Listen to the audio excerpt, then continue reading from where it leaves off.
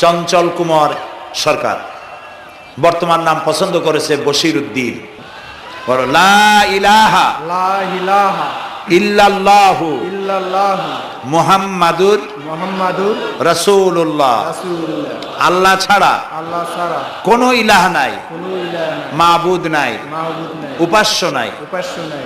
মুহাম্মদ মুহাম্মদ সাল্লাল্লাহু সাল্লাল্লাহু আলাইহি ওয়াসাল্লাম আলাইহি সাল্লাম আল্লাহর আল্লাহর প্রেরিত প্রেরিত রাসূল। রাসূল। আশহাদু আন আশহাদু আন লা ইলাহা লা ইলাহা ইল্লাল্লাহু ইল্লাল্লাহু ওয়াহদাহু ওয়াহদাহু লা শারীকা লা শারীকা লাহু লাহু ওয়া আশহাদু আন্না ওয়া আশহাদু আন্না মুহাম্মাদান মুহাম্মাদান আবদুহু আবদুহু ওয়া রাসূলুহু। ওয়া রাসূলুহু। আমি সাক্ষ্য দিচ্ছি আমি সাক্ষ্য দিচ্ছি আল্লাহ ছাড়া আল্লাহ ছাড়া কোনো ইলাহ নাই, কোনো ইলাহ নাই, মাবুদ নাই, মাবুদ নাই, উপাস্য নাই। উপাস্য নাই। তিনি এক, তিনি এক, তিনি একক, তিনি একক, তার কোনো তার কোনো অংশীদার নাই। অংশীদার নাই। আমি আরো সাক্ষ্য দিচ্ছি আমি আরো সাক্ষ্য দিচ্ছি মুহাম্মদ মুহাম্মদ সাল্লাল্লাহু সাল্লাল্লাহু আলাইহি ওয়াসাল্লাম আলাইহি সাল্লাম আল্লাহর আল্লাহ বান্দা বান্দা এবং এবং তার তার প্রেরিত রাসূল। প্রেরিত রাসূল। বলো আসসালামু আলাইকুম। আসসালামু আলাইকুম। আপনারা জবাব দেন। এই ছেলেটি এখন আমাদের মধ্যে নিষ্পাপ। আমাদের সকলের আমলনামায় পাপ আছে। রাসূলুল্লাহ বলেছেন, যখন একজন মুশরিক ইসলাম কবুল করে, কালেমা পড়ে, বিশ্বাস করে, অর্থ সহকারে উচ্চারণ করে, তার পিছনের সমস্ত গুনাহ খাতাকে আল্লাহ তাআলা মাফ করে দেন। সুতরাং আমরা তার জন্য দোয়া করি, আল্লাহ যেন তাকে খাঁটি মুসলমান বানায় দেন। আমরা সবাই বলি আমিন। বসুন। প্রিয় ভাই সব, মোনাজাতের পর এশার আজান হবে। আমরা বা জামাত এশার নামাজ পড়ে যাব ইনশাআল্লাহ। বলেন ইনশাআল্লাহ।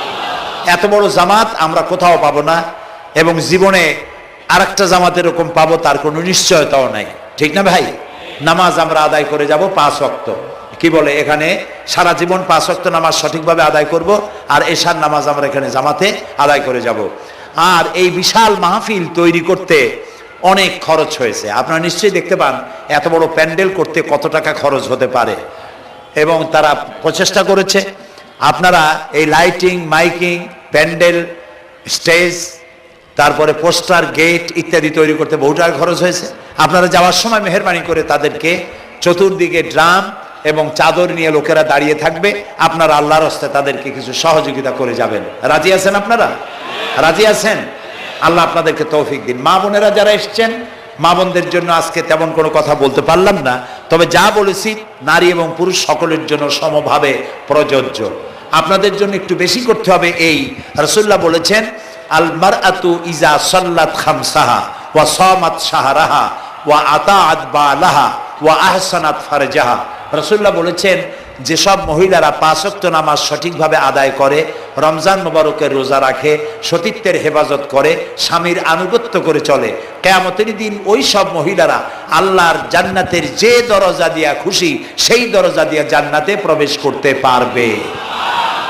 সুতরাং আপনারা এই কথাগুলি মেনে চলুন। আল্লাহ আপনাদেরকে তৌফিক দিন।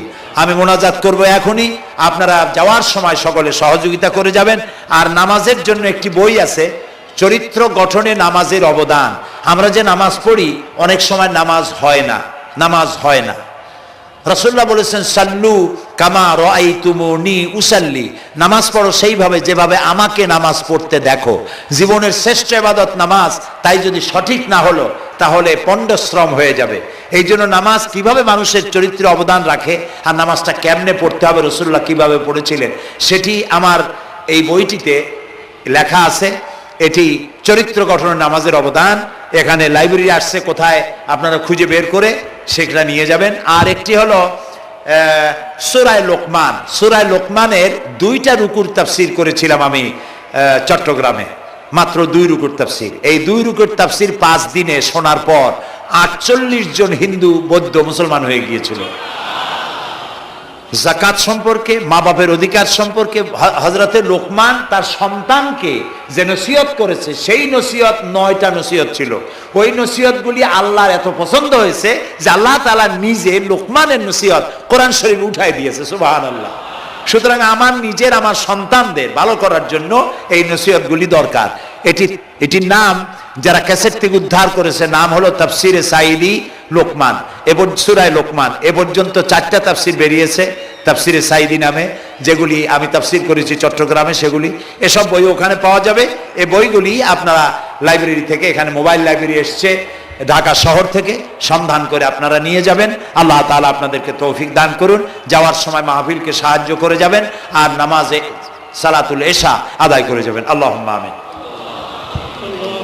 ربنا ظلمنا أنفسنا وإن لم تغفر لنا وترحمنا لنكونن من الخاسرين ربنا لا تزغ قلوبنا بعد إذ هديتنا وهب لنا من لدنك رحمة إنك أنت الوهاب আয় আল্লাহ তাআলা, হাজার হাজার মুসলিম জনতা, পুরুষ এবং নারী, আমরা তোমার দরবারে হাত তুলেছি, গুনার বোঝা মাথায় নিয়ে হাত তুলেছি।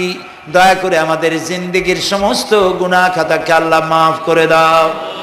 আয় আল্লাহ তাআলা, আমাদের মধ্য থেকে আমাদের মা বাপ যাদের দুনিয়া থেকে বিদায় হয়ে গেল, কবরগুলিকে জান্নাতের টুকরায় পরিণত করে দাও।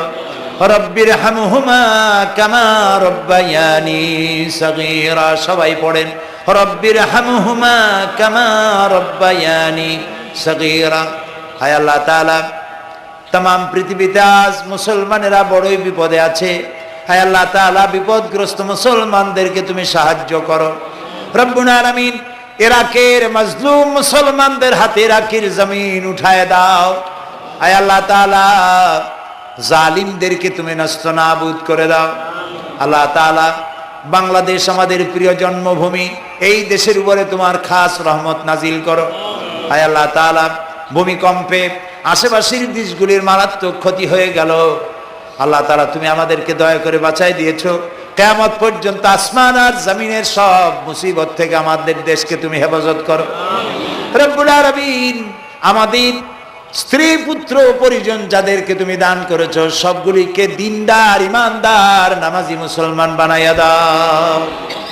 আয় আল্লাহ তাআলা, এই মাহফিলের আয়োজন যারা করেছেন, কষ্ট করেছেন, পয়সা দিয়েছেন এবং দেবেন, সকলকে আল্লাহ তাআলা ইমানে কামেল সকলকে দিয়ে দাও। আমাদেরকে তোমার মকবুল বান্দাদের মধ্যে শামিল করে নাও। আল্লাহ তাআলা, যারা হজে চলে গেছেন, যারা রাস্তায় আছেন যাওয়ার পথে, এবং আরো যারা যাবেন, আল্লাহ তাআলা সকলের যাতায়াত আসান করে দাও, সকলের হজকে কবুল করে নাও। যারা হজ করেন নাই, এই মাঠে আজকে যারা উপস্থিত, মন চায় যেতে, আল্লাহ তাআলা তাদেরকে যাওয়ার ব্যবস্থা করে দাও। আল্লাহ তাআলা, মা বোন যারা এসেছেন, মা বোনদের গুনাহ খাতাকে মাফ করে দাও, মা বোনদের অসুখ ব্যাধি মাফ করে দাও, তাদের কেমন আমল করার তৌফিক দাও, যাতে করে কিয়ামতে হযরতে আয়েশা খাদিজার সঙ্গে হাসর নসিব হয়ে যায়। আল্লাহ তাআলা, তোমার কাছে আরেকটা দোয়া করি, আমাদের এই বাংলাদেশে যারা বোমা মারে, আমাদের এই বাংলাদেশে যারা গ্রেনেড হামলা করে, আমাদের এই বাংলাদেশে সন্ত্রাসী তৎপরতা চালায়া যারা মানুষ হত্যা করে, তুমি তাদেরকে হেদায়েত করে দাও, তুমি তাদেরকে হেদায়েত করে দাও, তুমি তাদেরকে হেদায়েত করে দাও। আল্লাহ তাআলা, তোমার ইলমে যদি জানা থাকে ওদের নসিবে হেদায়েত নাই, তাহলে হামান, নমরুদ, সাদ্দাত, ফেরাউন এগুলারে যেমনি তুমি ধ্বংস করছো, বাংলাদেশে যারা গ্রেনেড হামলা করে, বোমা হামলা করে, মানুষ খুন করে, ওদেরকে গজব দিয়া, লানত দিয়া বাংলাদেশ থেকে চিরকালের জন্য বিদায় করে দাও। যারা বাংলাদেশে নৈরাজ্য সৃষ্টি করে, আল্লাহ তাদেরকে গজব দিয়া বিদায় করে দাও। হয় তারা হেদায়েত হোক, না হয় এই শয়তানদের হাত থেকে আমাদের দেশকে আল্লাহ তুমি রক্ষা করো রব্বুল আলামিন। টঙ্গী বিরাট শ্রমিক এরিয়া, আল্লাহ তাআলা শ্রমিকদের স্বাস্থ্য ভালো রাখো, তাদের সকলকে নামাজ আদায় করার তৌফিক দাও। আল্লাহ তাআলা, তাদের অভাব অভিযোগ দূর করে দাও। 4 দলীয় ঐক্য জোটের এই সরকারকে ইসলামের পক্ষে থাকার কাজ করার তৌফিক দান করে দাও। যত ওয়াদা নির্বাচনের আগে করেছিল, সবগুলি ওয়াদা অক্ষরে অক্ষরে পালন করার তৌফিক দিয়ে দাও। আমি কয়েক সেকেন্ড আপনাদের জন্য ছেড়ে দিলাম। মাথা নিচু করে, চক্ষু বন্ধ করে, যার যা চাওয়ার দরকার আল্লাহর কাছে চান। এই বিশাল মাহফিলে আল্লাহ তাআলা দোয়া কবুল করবেন ইনশাআল্লাহ।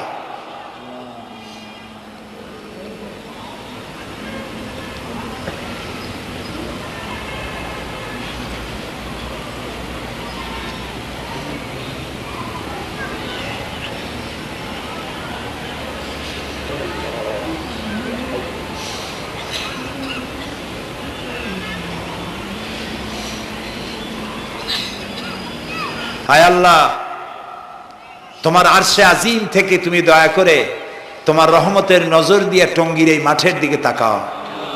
আল্লাহ তাআলা, আমরা কোন পীর বুজুর্গ খাজা বাবা অথবা দুনিয়ার কোন শক্তির কাছে, রাজা বাদশার কাছে হাত তুলি নাই, বিশাল আকাশের মালিকের কাছে হাত তুলেছি, আমাদের রবের কাছে হাত তুলেছি। তুমি বলেছো দুনি আস্তাজিবু লাকুম, আমারে ডাকো আমি সাড়া দেব। আল্লাহ তাআলা, আমরা ডাকতেছি, তুমি দয়া করে সাড়া দাও। আমরা ডাকতেছি, আমাদের ডাকের সাড়া দাও বাবু। আমাদের যাদের রোগ ব্যাধি আছে আল্লাহ দয়া করে শেফায়ে আজেলা দাও, শেফায়ে কামেলা দাও। আল্লাহ তোমার কাছে আর একটা বিনীত দোয়া করি, আল্লাহ তুমি আমাদের জন্মসূত্রে যেসব নিয়ামত আমাদের শরীরে দিয়েছো, নাক, কান, চোখ, হার্ট, কিডনি, চলৎ শক্তি, বলার শক্তি, আল্লাহ মৃত্যুর আগ পর্যন্ত শরীরের এসব নিয়ামতের একটাও চিনায় নিও না বাবু। আল্লাহ তাআলা, তুমি আমাদের প্রতি দয়া করো, মেহেরবান হও। মাহফিলের আয়োজন যারা করেছেন আল্লাহ তাদের এই কষ্টকে তুমি কবুল করে নাও। কিয়ামতের দিন কোরআনের সুপারিশ আমাদের জন্য নসিব করে দাও। ربنا تقبل منا إنك أنت السميع العليم وتب علينا إنك أنت التواب الرحيم سبحان ربك رب العزة عما يصفون وسلام على المرسلين والحمد لله رب العالمين واجعل آخر كلامنا عند الموت لا إله إلا الله محمد رسول الله। السلام عليكم ورحمة الله।